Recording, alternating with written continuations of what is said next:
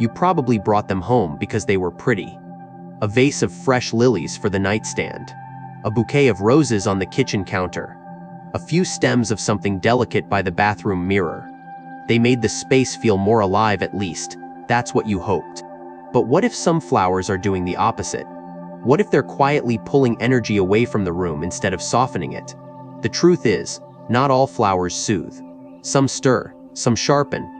Some carry meanings cultural, emotional, energetic that don't always match the space they're placed in. You might not notice it right away. But maybe your bedroom feels colder, even though it's full of color. Maybe your living room feels just a little harder to settle into. Maybe the space is beautiful but not quite peaceful. In Feng Shui, flowers aren't just decoration. They're energy carriers. The type of flower, its color, where it's placed, all of it sends a message. And when the message doesn't match the energy the space actually needs, things start to feel off. Not broken, just unsettled. This isn't about rules or rigid beliefs. It's about noticing. About realizing that the beauty you bring into your home should be working with your space, not quietly against it. Today, we're going to explore which flowers calm the energy in your home, which ones might be disrupting it, and how a few mindful placements can make your rooms feel softer, sphere, and more like somewhere you want to stay. Let's begin where most of us never think to look, not at the flower, but at the feeling it leaves behind. Because beauty is only soothing if it knows where to land. Part 1. Not all flowers belong. Which ones disturb the peace? You wouldn't place a fire pit in the middle of your bedroom. You wouldn't light a candle in the fridge. Some things are beautiful on their own, but become disruptive when placed where they don't belong. And in the same quiet way, some flowers, though stunning, can unsettle a room instead of softening it. We rarely question it. Flowers feel harmless. They smell nice. They add color. But that's exactly why we overlook them, even when they might be shifting the energy in the wrong direction. Let's start with lilies. Elegant, classic, deeply fragrant. They're often gifted in moments of transition: weddings, funerals, hospital visits. But in many Western cultures, lilies also carry symbolic weight. They're tied to endings, departures, and deep stillness. When you bring a vase of lilies into a bedroom, a space meant for recovery, intimacy, or rest, you might notice a subtle tension. The room may feel emotionally cooler, the air heavier. You're not imagining it. Their strong scent, though lovely in a grand hall, can feel overwhelming in smaller, personal spaces. It's not that lilies are bad, but like music too loud in a quiet room, they take up space that peace needs to stretch out. Roses can carry a similar weight. We think of them as symbols of romance, but they're also intense. Deep reds, tightly bound petals, a long history of being tied to passion and power. In certain corners of the home, especially where you sleep or meditate, too many roses can charge the room with unspoken energy. It's not about superstition. It's about how your body responds. How you breathe when the room is soft versus when it's subtly holding its breath. Even sunflowers, bright and open-hearted, can become too much in the wrong space. They're bold. Upright stance works well in kitchens or entryways where you want vitality and confidence. But place them in a room meant for exhale, and they can feel like the lights are always on, even when you're trying to dim down. This isn't about labeling certain flowers as wrong. It's about understanding how they speak and when we stop listening. Flowers don't just sit there. They radiate. They hold stories, moods, cultural meanings. They shift the emotional posture of a room, the way a person's presence does. You feel it before you can name it. And once you notice it, you can't unfeel it. So before bringing a bouquet into your space, ask, what does this room need? Is it rest, softness, focus, warmth? Then look at the flower, not just its beauty, but its posture. Is it sharp or soft? Does it open or protect? Does it lean in or does it take over? Because when you walk into a room and something feels off, it's often not the big things. It's the vase on the shelf, the scent in the air, the color that clashes not with your walls, but with your nervous system. Learning to read your space through its flowers isn't mystical. It's mindful. The wrong flower in the wrong place won't ruin your life, but it can chip away at the peace you've tried to build. It can steal a little stillness each time you walk by until one day you wonder why the room feels heavier than it used to. That's what this series is here for. To help you see the details you've stopped seeing, and to gently invite the kind of energy that lets you rest, reset, and return to yourself one breath, one bloom, one quiet decision at a time. Next, we'll explore which flowers don't just sit pretty, but actually help your home exhale again. Part 2. Healing flowers. Which ones actually calm the energy? Not every flower disrupts. Some arrive like a whisper. They don't need to be noticed to do their work. You don't walk into the room and feel a jolt, you feel something softer. The corners unclenching, your breath slowing without effort, the space remembering how to hold you. These are the healing flowers, and if you place them with care, they don't just decorate your home, they change how it feels to live in it. Let's begin with peonies. Full-bodied, lush, and softly feminine, peonies carry the energy of warmth and abundance. Their petals are never in a rush, they bloom slowly, generously, opening with a kind of emotional grace that doesn't ask for attention. In Feng Shui, peonies are known to draw in romantic and nurturing energy. But even beyond symbolism, their presence has a way of softening the emotional tone of a room. Place them in the dining room, where conversations unfold, or near the entryway, where you greet the day and the people who walk into your life. Their energy says, this is a safe place to open up. Then there's lavender.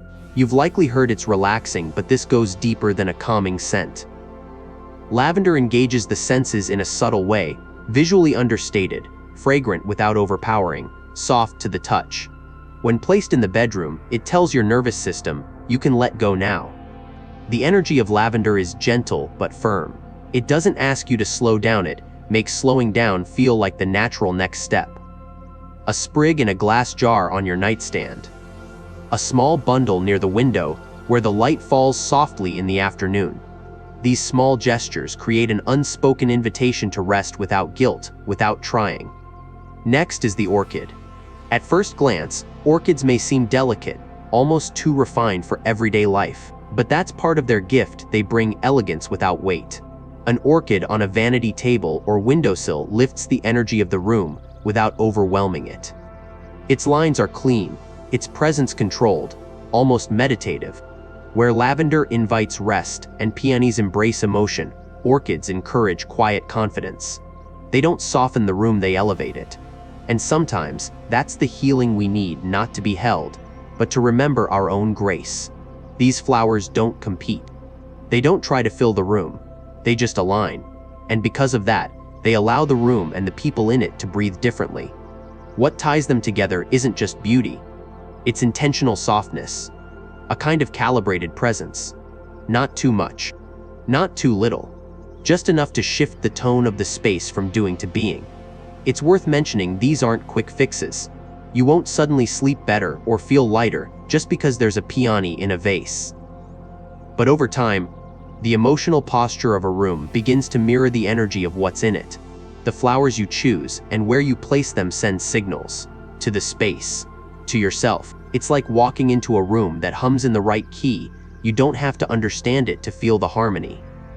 So ask yourself, where in your home do you crave quiet? Where do you need more softness? Not just in color, but in energy. Don't overthink the design. Don't rush to buy something trendy. Instead, choose one flower, one placement that speaks to what the room is missing emotionally. If it's warmth, go with peonies. If it's rest, lean toward lavender. If it's clarity or grace, let the orchid lead. And remember, healing doesn't have to announce itself. Sometimes it's a single bloom that reminds you this room, this moment, this life still deserves care. In the next part, we'll take this idea even further, exploring how rituals with flowers can become more than decoration. They can be a way of resetting, not just the room, but your relationship with it. Part 3. Mini ritual. Let the room breathe with baby's breath. You've listened to the ideas. You understand that flowers can soothe or shake the energy of a room. But now comes something even more subtle, a practice, not a decoration, a gesture, not a trend. Today, we're talking about baby's breath, that delicate cloud of small white blooms that floats in a vase like a whisper. It's not flashy, it doesn't paint the room with color. But if used mindfully, it can create spaces where there once was tension, like letting out the breath you didn't even realize you were holding. Let's begin with the feeling. Have you ever walked into a room and felt like it was tight? Not cluttered, just closed in. Like the air is stiller than the temperature would suggest. That sensation doesn't come from dust or design. It comes from energy that doesn't circulate. Just like your own body feels tense when you hold your breath, a room can feel tense when its energy isn't moving. And that's where baby's breath enters the conversation gently, softly, without demanding attention, but with an invitation to breathe again. Baby's breath, tiny, white, seemingly fragile, doesn't try to stand out. It floats. It drifts. And that movement, even when still in water, mimics the very quality we need most in spaces that have felt a little stuck. The tiny blooms allow light to pass through them. They don't cast heavy shadows, and they create an openness that is both visual and emotional. With every glance, they remind you there is room here. There is air here. You can relax again. So here's the ritual: a simple, intentional practice that doesn't require tools, incense, chants, or anything more than a vase, flowers, and your attention. First, choose a small bouquet of baby's breath, enough to fill a modest vase, but not so much that it overwhelms the space. There's a quiet balance here. This ritual isn't about abundance. It's about invitation. Place the vase in a space that feels just a little too heavy.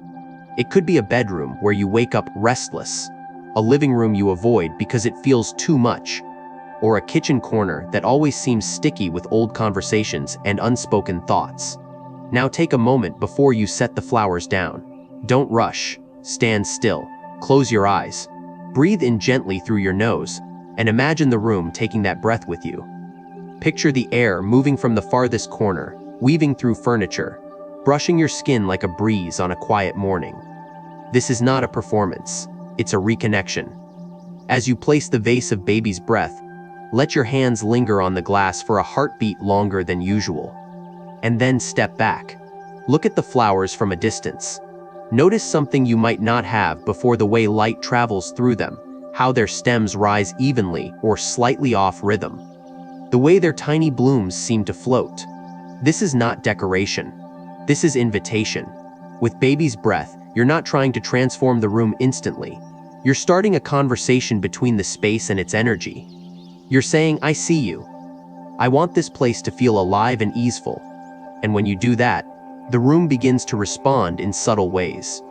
You might notice that the living room feels lighter, that conversations begin with softer tones, that you take deeper breaths without realizing it. You'll discover that a space can feel more welcoming simply because you honored it with intention, not extravagance. This ritual is gentle, but that's its power. We live in a culture that pushes us to solve problems with action, noise, urgency. But what if the quietest solution is also the most effective?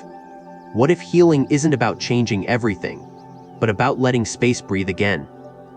Let the baby's breath be your reminder that peace isn't something you find, it's something you invite. You don't force the air to move, you make room for it. You don't drag calm into the house, you create conditions where calm can settle. And like any living thing, this ritual isn't a one-time fix. Every time you refresh the water, trim the stems, or place the flowers in the light, you're realigning the energy. You're saying again, let's make space for ease again. Each small gesture renews the promise that this home, and you deserve places that feel restful, safe, open. Healing rituals don't have to be grand to be profound.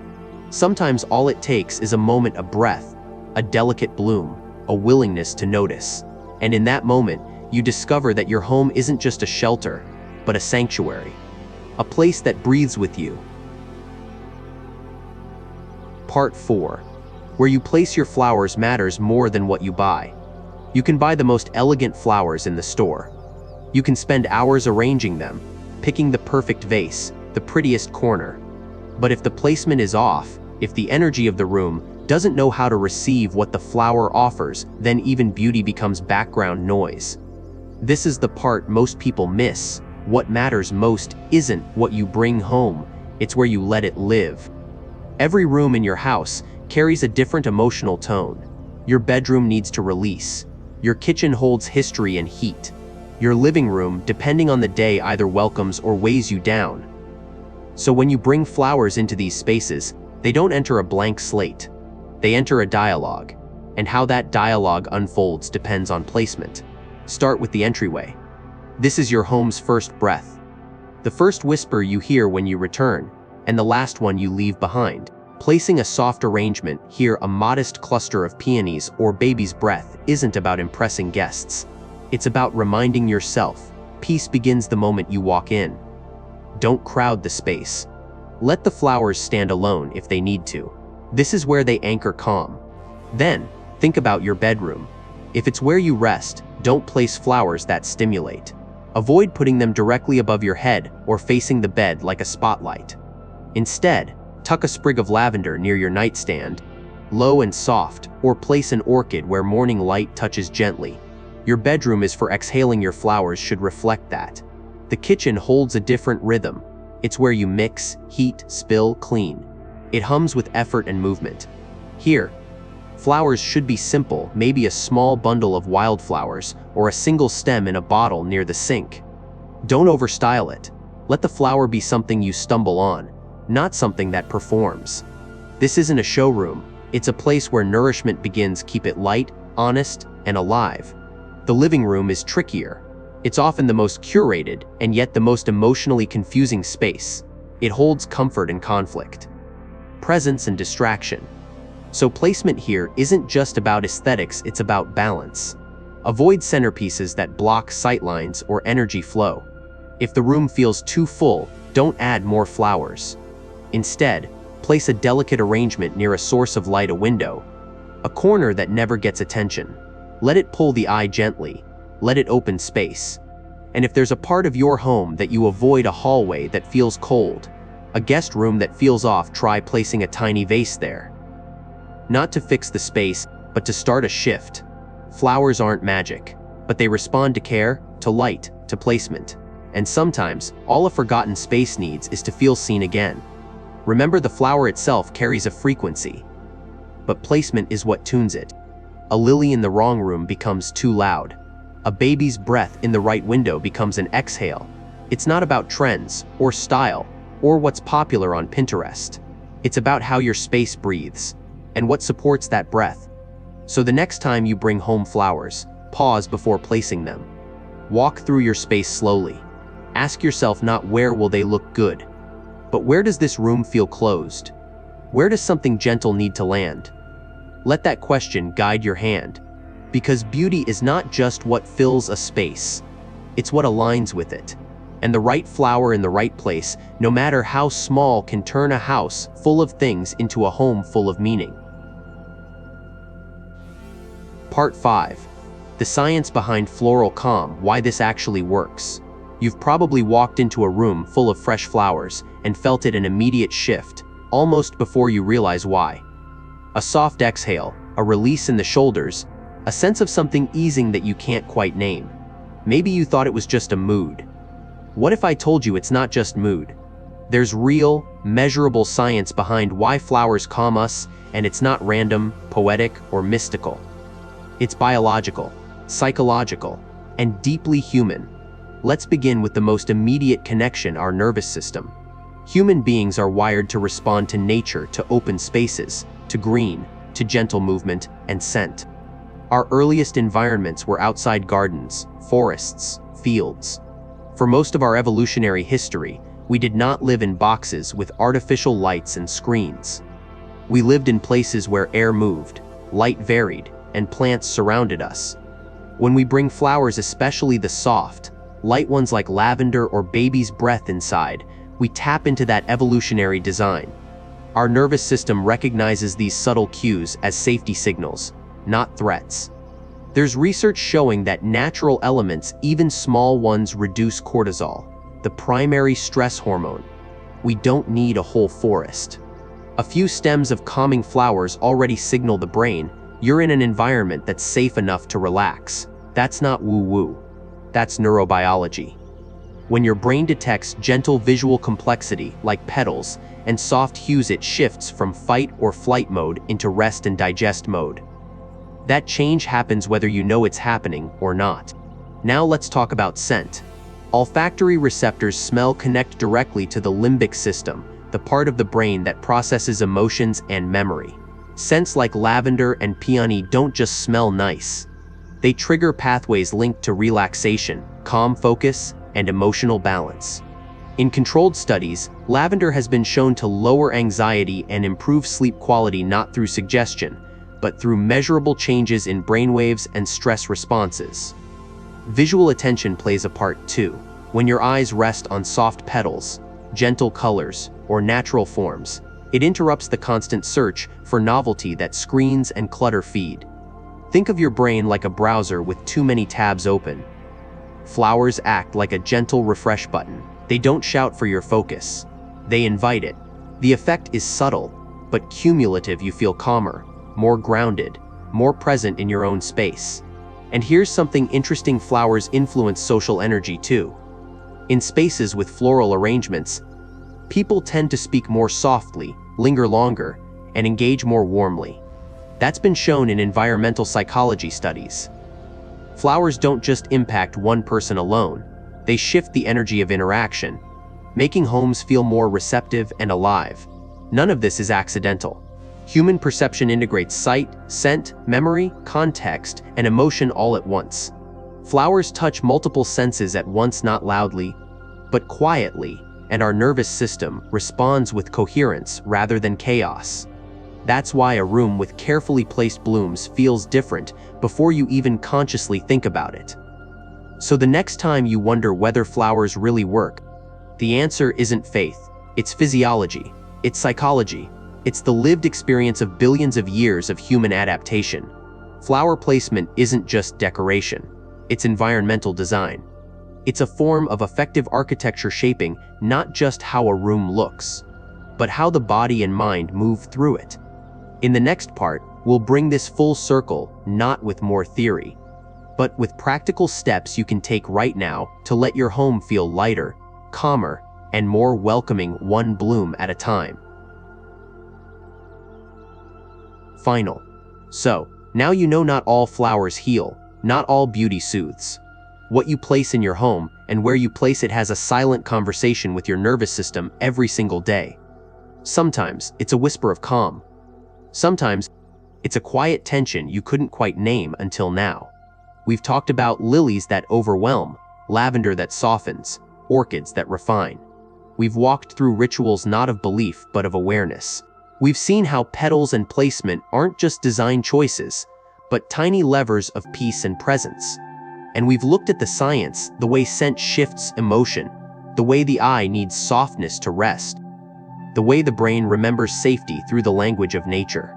But most of all, we've remembered something simple. Your home speaks to you, through light, through stillness, through the way you care for a corner or leave it forgotten. And when you place a flower, just one, with attention, with breath, you're not decorating a room. You're inviting energy to flow again. You're saying to your space, you matter, and I'm here. Maybe that's what healing really is. Not fixing, not perfecting, just noticing, choosing, letting softness land where it's been missing, letting beauty arrive not for others to see, but for you to feel. Thank you for walking this quiet path with me, for letting these small things, petals, stems, light, open a new doorway in your home and in your heart. May your spaces breathe lighter. May your mornings arrive gentler. And may each flower you bring home bring something home to you too. Until next time, take care and let the room breathe.